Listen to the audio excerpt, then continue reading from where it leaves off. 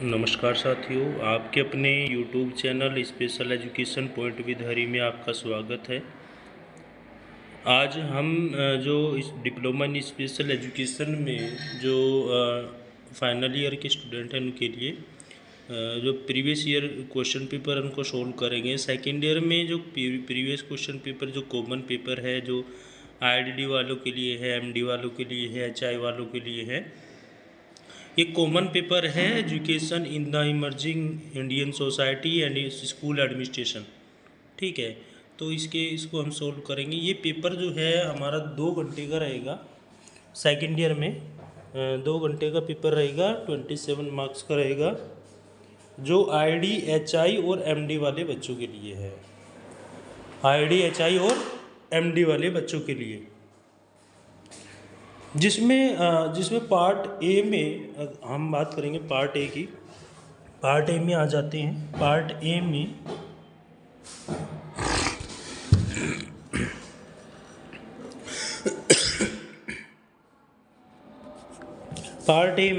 आ जाते हैं। Part A को सोल्व करते हैं। तो वीडियो को शुरू करने से पहले लाइक शेयर और सब्सक्राइब कर लीजिए और ज़्यादा से ज़्यादा शेयर करिए, जिससे कि जो इस diploma in special education final year में स्टूडेंट हैं उन तक ये वीडियो पहुंच सके।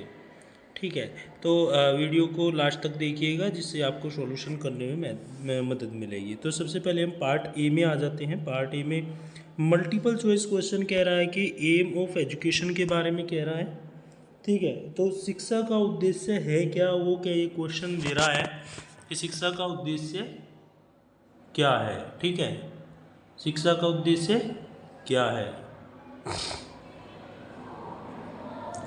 तो इसमें हम जानते हैं कि शिक्षा का उद्देश्य होता क्या है। जैसे ऑप्शन ए में इन्होंने कह रखा है कि दबाना हो गया, नैतिक विकास हो गया, असमानता हो गया और तुलना को बढ़ावा देना हो गया। तो जो चारों ऑप्शन हैं, चार ऑप्शन में अलग अलग चीज़ें दी गई हैं। अगर हम यहाँ पे सटीकली आंसर इसका निकालते हैं तो हमारा जो बी हमारा निकल के आता है, जो कि एक सही जो ऑप्शन आएगा वो हमारा बी है कि मोरल डेवलपमेंट। ठीक है ना, कि नैतिक विकास जो है ये हमारा सही राइट आंसर रहेगा, यानी ऑप्शन बी हमारा इसमें सही रहेगा। नेक्स्ट क्वेश्चन पे चलते हैं। नेक्स्ट क्वेश्चन है औपचारिक शिक्षा का एक उदाहरण बताना है। ठीक है, औपचारिक जो शिक्षा दी जाती है, जो an example of formal education है, उसके बारे में क्या एग्जाम्पल देना है कि उसका उदाहरण क्या है। तो सबसे पहला जो ऑप्शन है, ऑप्शन ए जो है नृत्य सभा है, ऑप्शन बी यूट्यूब है, और ऑप्शन सी स्कूल शिक्षा है, और ऑप्शन डी जो है स्काउट है, यानी डांस क्लब है, यूट्यूब है, स्कूल एजुकेशन है, स्काउट्स है। तो हम इसमें जो है, इसमें जो आंसर लगाएंगे, इसमें हमारा जो आंसर रहेगा, सही आंसर जो रहेगा वो रहेगा हमारा क्या, स्कूल एजुकेशन। ठीक है, क्या रहेगा, स्कूल एजुकेशन, यानी स्कूल जो शिक्षा है वो औपचारिक शिक्षा का उदाहरण है। नेक्स्ट हम इसमें आ जाते हैं। नेक्स्ट क्वेश्चन इसमें क्या है, ट्रू फॉल्स का दे रखा है। ट्रू फॉल्स के क्वेश्चन में अगर हम देखें तो यहाँ पे करके सीखना, देखो यहाँ पे एक क्वेश्चन कह रहा है कि करके सीखना महात्मा गांधी का दृष्टिकोण है। क्वेश्चन देखिएगा ट्रू फॉल्स में कि करके सीखना महात्मा गांधी का दृष्टिकोण है। तो इसमें आंसर जो आएगा हमारा, जो इसमें ट्रू आएगा कि learning by doing is the vision of Mahatma Gandhi. ठीक है, करके सीखना कि करो और सीख लो। ठीक है, तो सही है। ठीक है ना, तो इसमें हम यहाँ पे क्या रहेंगे, हमारा इसका जो ऑप्शन रहेगा ट्रू रहेगा। ठीक है, सही रहेगा। नेक्स्ट जो है CCE एक नियमित रूप से चलने वाला आकलन है। जो CCE है क्या वो एक रेगुलर ऑनगोइंग असेसमेंट है। तो हमारा इसमें भी हमारा क्या रहेगा, ट्रू रहेगा, क्योंकि जो CCE है वो एक असेसमेंट टूल के रूप में होता है, जो कि रेगुलर चलने वाली प्रक्रिया है। जो प्रोसेस अपनाई जाती है वो कम्प्लीटली हमारी चलती रहती है। ठीक है, तो इसमें ही आ जाएगा।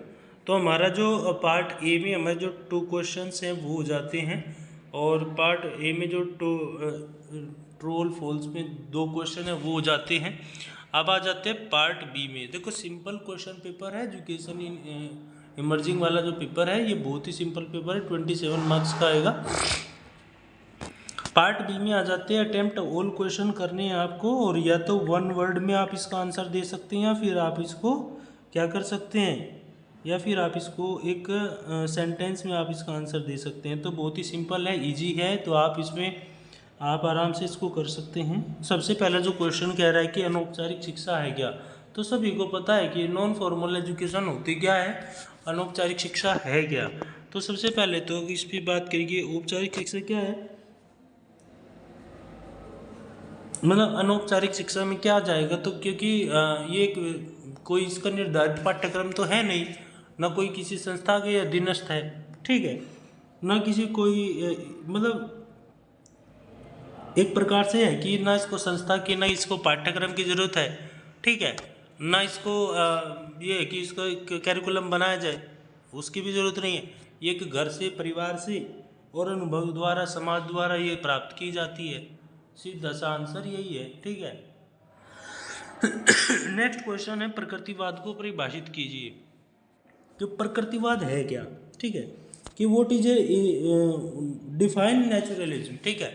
अब हम इसको है ना परिभाषित कर देते हैं, परिभाषित इसको जैसे प्रकृतिवाद क्या है, एक प्रकार से एजुकेशन मतलब एक मान लीजिए दर्शन है, एक एजुकेशन फिलोसफी है, ठीक है, जिसमें क्या होता है, बच्चा किसके अनुसार शिक्षा पर जोर देगा, प्रकृति के विकास के आधार पर बच्चे का शिक्षा पर जोर रहेगा, क्योंकि जैसे जैसे उसके सामने चीज़ें होंगी वैसे वैसे बच्चा सीखने की कोशिश करता है, ठीक है। तो ये हमारा एक फुली कॉन्सेप्ट हो जाता है। बच्चा कहाँ पे सीखने की कोशिश करेगा, फुली कॉन्सेप्ट में सीखने की कोशिश करता है, जो बच्चे के इर्द गिर्द का वातावरण है।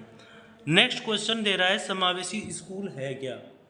बार बार जिक्र होता है, आपके सामने कई बार जिक्र होता है कि इंक्लूसिव एजुकेशन, इंक्लूसिव स्कूल के बारे में जिक्र किया जाता है। अब यहाँ पे सीधी सी बात है, इंक्लूसिव स्कूल है क्या, ठीक है। आप इसको एक लाइन में आंसर दे सकते हो, या फिर आप इसको एक सेंटेंस के रूप में आंसर दे सकते हो। तो सीधी सी बात है कि जहाँ पर सभी प्रकार के बच्चे, ठीक है ना, सामान्य बच्चे भी, विशेष बच्चे भी, सब एक साथ समान अवसर के साथ शिक्षा लें, वो एक स्पेशल एक इंक्लूसिव स्कूल है, एक समावेशी स्कूल इसमें आ जाता है, जिसमें सामान्य बच्चे, विशेष बच्चे, सभी को समान अवसर क्या हो जाएंगे, मिलेंगे। वो किस में आ जाएगा, हमारे समावेशी स्कूल में आ जाएगा। पार्ट सी में आ जाता है। पार्ट सी में एक अगर हम बात करें, पार्ट सी भी हमारा एक इजीली कॉन्सेप्ट पे दिया गया है। इसमें आपको क्वेश्चन क्या करना है, इसमें आपको 5 क्वेश्चन मिलेंगे। 5 में से आपको क्या कितने क्वेश्चन करने हैं, 3 क्वेश्चन करने हैं। 3 क्वेश्चन में सबसे पहला जो क्वेश्चन दिया गया है, शिक्षा के उद्देश्य हैं क्या। देखो हम है ना बार बार पढ़ते हैं और हर बार पढ़ते हैं इन चीज़ों को, और काफ़ी पहले से भी पढ़ते आ रहे हैं कि शिक्षा का उद्देश्य है क्या। तो what are the means of education के बारे में अगर हम बात करें तो इसके क्या उद्देश्य हैं। देखो एक तो मोरल डेवलपमेंट हो जाता है, ठीक है, एक सोशल डेवलपमेंट हो जाता है, इंटेलिजेंस डेवलपमेंट हो जाता है, और एक लाइफ के लिए तैयारी के लिए, जीवन के लिए एक तैयारी होना शुरू हो जाती है, और एक पर्सनालिटी डेवलपमेंट होना शुरू हो जाता है, ठीक है। क्योंकि एक शिक्षा का जो उद्देश्य है वो इन चीज़ों से होकर के गुजरता है। एक पर्सनालिटी डेवलपमेंट हो गया, मोरल डेवलपमेंट हो गया, सोशल डेवलपमेंट हो गया, ठीक है ना। ये किसका क्राइटेरिया है, ये हमारा शिक्षा का उद्देश्य है। क्योंकि अगर हम चीज़ों को सीखेंगे, जानेंगे ना, तो बहुत सारी चीज़ हमारे सामने होंगी, ठीक है। अगर हम उनकी परख करेंगे, उनकी समझ करेंगे, अंडरस्टैंडिंग पावर हमारे ऊपर होगी, तो हम चीज़ों को क्या करेंगे, एक समन्वित ढांचा देने का प्रयास करेंगे। अब यहाँ पे 2 चीज़ें पूछ रहा है, ठीक है। नेक्स्ट क्वेश्चन पे आप आ जाते हैं, औपचारिक और अनौपचारिक शिक्षा के बीच में आपको अंतर बताना है। क्या बताना है, अंतर बता देना है। किसके बीच में, औपचारिक और अनौपचारिक शिक्षा के बीच। ये कह रहा है कि differentiative between formal and informal education with example, ठीक है। ये कह रहा है कि फॉर्मल एंड इनफॉर्मल क्या है, फॉर्मल और इनफॉर्मल जो एजुकेशन है वो बतानी है, उनके बीच अंतर बताना है, और प्लस आपको एक एग्जाम्पल देना है, ठीक है। एग्जाम्पल आपको देते रहना है, एग्जाम्पल की जो प्रोसेस है वो आपको देनी है इसमें। अब बात कर लेते हैं इसमें क्या है, ठीक है। औपचारिक शिक्षा है क्या, औपचारिक शिक्षा क्या है, अनौपचारिक शिक्षा क्या है, तो जान लेते हैं। औपचारिक शिक्षा में जिसमें मतलब औपचारिक शिक्षा वो शिक्षा जो व्यवस्थित है, योजनाबद्ध है, प्लानिंग के तहत है। क्वेश्चन हम ये वाला कर रहे हैं, ध्यान रखना इस चीज़ का। क्वेश्चन इसमें 5 में से 3 क्वेश्चन आपको करने हैं, सेकंड क्वेश्चन मैं कर रहा हूँ, ठीक है।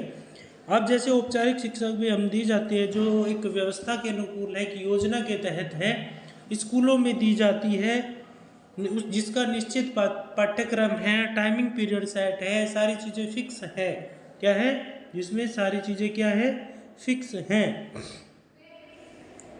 जब कोई सारी चीज़ें फिक्स हो जाएंगी क्या होगा, हमारी वो एक एजुकेशन होगी जिसको हम फॉर्मल एजुकेशन बोलते हैं।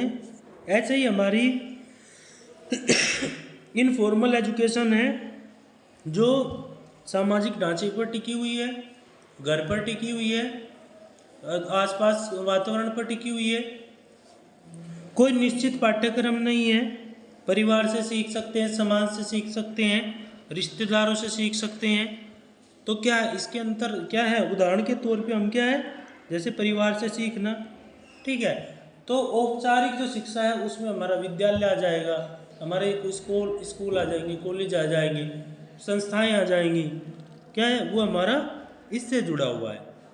औपचारिक शिक्षा और अनौपचारिक शिक्षा के बीच में सिंपल है अंतर करना।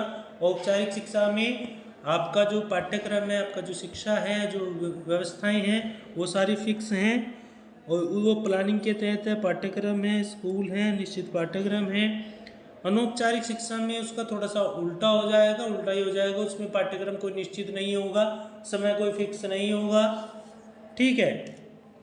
तो इसमें ये चीज़ें आपकी आ जाती हैं, ज़्यादा बड़ी चीज़ नहीं है, इसमें कोई निश्चित पाठ्यक्रम या कोई निश्चित परिकल्पना नहीं है, ठीक है। अब नेक्स्ट बात करते हैं, नेक्स्ट जो क्वेश्चन है, explain the philosophy of Rabindranath Tagore, ठीक है, कि रविंद्रनाथ टैगोर के तत्वज्ञान की व्याख्या की करनी है, ठीक है। किसकी, तत्वज्ञान की व्याख्या करनी है रविंद्रनाथ टैगोर की। सिंपल है कि अगर बात करें कि इसमें प्रकृति के बीच शिक्षा की बात कर सकते हैं, जो उनका एक जो उनका जो दर्शन पॉलिसी थी, वो जो फिलोसफी थी, उनकी एजुकेशन पॉलिसी थी, वो किस पर बल देते थे। तो आप इसको एक क्राइटेरियल आप इसको आगे बढ़ा के लेके जा सकते हो। बहुत सिंपल क्वेश्चन है, बहुत सिंपल क्वेश्चन पेपर है, आसानी से हो जाएगा। जैसे वो क्या कहते हैं, इंडिपेंडेंसी पर जोर देते थे, स्वतंत्रता पर जोर देते थे और चीज़ों को समन्वित करने की, और दूसरा वो आर्ट एंड क्राफ्ट पर जोर देते थे, ठीक है, क्रिएटिविटी पर जोर देना, ठीक है। वो एक इक्वलिटी डेवलपमेंट को लेकर के काम करते थे। फॉर्मल इनफॉर्मल एजुकेशन पॉलिसी इतनी वो चीज़ों को समझने का प्रयास करते थे। दूसरा एक्सपीरियंस के द्वारा लर्निंग मेथड को मजबूत बनाना।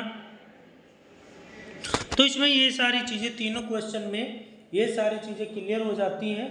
3 क्वेश्चन है, तीन क्वेश्चन आपको करने, 5 क्वेश्चन आपको मिलेंगे पार्ट सी में। नेक्स्ट जो क्वेश्चन पे इसमें पार्ट डी है, पार्ट डी में आपको सिर्फ एक प्रश्न करना है, आपको 2 क्वेश्चन मिलेंगे, 2 में से आपको 1 क्वेश्चन आपको अटेम्प्ट करना है, ठीक है। अब यहाँ पे ऐसे टाइप में आपको ये आंसर देना होगा, ठीक है, ऐसे टाइप में ये आंसर आपको देना होगा। जैसे अगर हम बात करें कि कोई भी स्कूल है, स्कूल में कौन कौन से रिकॉर्ड रखे जाने चाहिए, उसका क्या महत्व है, ठीक है। अब जैसे स्कूल में रिकॉर्ड रखने की से संबंधित सारी चीज़ें हैं, तो हम सबसे पहले तो बात करेंगे कि स्कूल में कौन कौन से रिकॉर्ड रखे जाएं, ठीक है। अब फिर उसके महत्व की बात की जाएगी, ठीक है। सिंपल क्वेश्चन है, बहुत ही आसान सा क्वेश्चन है, इस पर ध्यान दीजिएगा थोड़ा सा। ये कह रहा है कि what record to be mention in a school give its importance, ठीक है। सबसे पहले अगर हम जैसे अटेंडेंस रजिस्टर होता है, ठीक है, या फिर स्टाफ रजिस्टर होता है, या फिर एडमिशन रजिस्टर होता है, ठीक है, और या फिर हेल्थ रजिस्टर होता है, ये हेल्थ से जुड़े रिकॉर्ड्स रहते हैं, फिटनेस रिकॉर्ड्स रहते हैं, ट्रांसपोर्टेशन रिकॉर्ड रहते हैं वो क्या हमारे स्कूल में रिकॉर्ड रखे जाते हैं, ठीक है। ये तो हमारे क्या हो गए जो विद्यालय में रखने हैं तो रिकॉर्ड होते हैं, ठीक है। जैसे अटेंडेंस रजिस्टर है, एडमिशन रजिस्टर है, और या रीइंफोर्समेंट रजिस्टर होता है, या फिर आप ले सकते हैं कि एक प्रगति रिपोर्ट के लिए भी आप तैयार करते हैं, और कर्मचारियों की जो उपस्थिति है, प्रेजेंट एब्सेंट है, वो देने का आप काम कर सकते हैं इसमें, ठीक है। तो एक स्कूल के लिए जो होता है वो रिकॉर्ड रखना होता है कि कौन कर्मचारी कब आ रहा है, कब नहीं आ रहा है, कब छुट्टी रख रहा है, तो वो एक मेंशन है कि वहाँ पे कर्मचारी के लिए भी वहाँ पे एक रिकॉर्ड रखा जाए। तो ये स्कूल में रखने हैं तो रिकॉर्ड होते हैं। हेल्थ से रिलेटेड जैसे बच्चों का आप हाइट वेट कराते हैं, सारी चीज़ें कराते हैं, तो उसका पूरा एक बायोडाटा रखा जाता है, जिससे कि आगे आने वाले टाइम में अगर बच्चा वहीं पे पढ़ रहा है तो उस बच्चे की पूरी जानकारी, पूरी हेल्थ के बारे में, तो सारी चीज़ें वहाँ पे फोकसली उस पर काम किया जाए, तो ये सारी चीज़ें इसमें हो जाती है।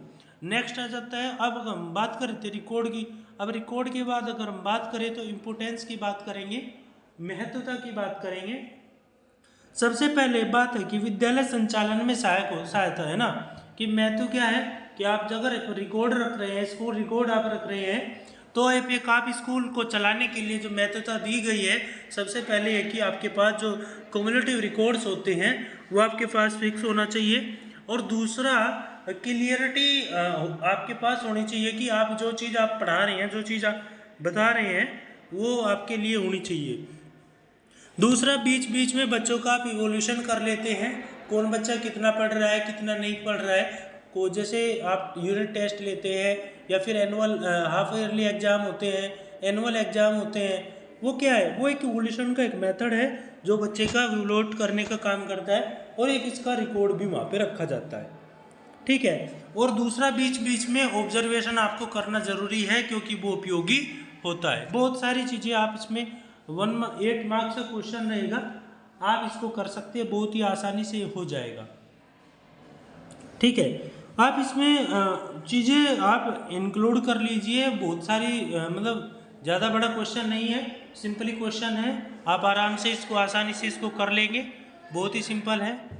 तो ये जो पार्ट A B C और D हमने कराया है, इस पे ध्यान दीजिएगा, और आराम से इस पेपर को सोल्व करें, और ध्यान रखना कि जो आपके आने वाले एग्ज़ाम हैं उनके लिए आपको इसमें महत्ता मिले, आप इस पे काम करें।